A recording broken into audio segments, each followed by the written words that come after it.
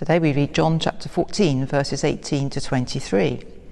And here we are in the midst of Advent, and just 7 days away from the shortest day of the year, the darkest 24 hours that we experience in this part of the globe. Appropriately, the Church remembers today St. John of the Cross, who's particularly known for his phrase, the dark night of the soul. John was a poet, mystic and priest who lived in Spain and who was educated by the Jesuits, and later he worked with Teresa of Avila in reforming the Carmelite order. This brought him some opposition, and for some time he was imprisoned. Even in such adverse circumstances, he still managed to find a way to God, and at that time in prison he wrote some of his best poetry and mystical writings. When he spoke of the dark night of the soul, it was a stage in our approach towards God, a stage in our spiritual journey. It involved a sense of abandonment even by God, a sense of not being able to feel God's presence, of unknowing. It's not a popular message for Christians today, if it ever was. We live in an age of instant gratification, of marketing techniques, of popularity and celebrity, quick and easy solutions to our life's problems. At some level, perhaps, we do recognise that this is unrealistic, and certainly when we're plunged into suffering of any kind, we find that life is not set up to give us an easy and smooth path. John was not writing about the ordinary problems of life, he was writing about our spiritual journey. However, his insight is a reminder that we have no reason to expect ease and comfort to come easily, whether in the spiritual or the physical life.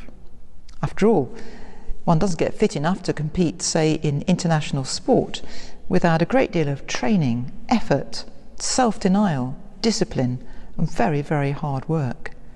No gain without pain, as they say. Why would it not also apply at the spiritual level? John of the Cross saw that suffering has to come before resurrection and new life. And he was picking up on the example and the teaching of Jesus himself, who told us to take up the cross and follow him. The way of the cross is not likely to be a bed of roses.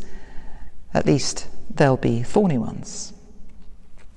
So far, this may sound rather depressing, not an uplifting message. Stay with me. It's Advent, a time of waiting.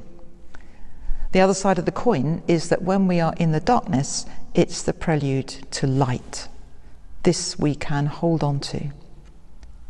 So your darkness may be spiritual. Hang in there. If you feel cut off from God or perhaps alienated in some way from the church, well, God is most certainly still there. God doesn't take a break. We just sometimes find it difficult to connect.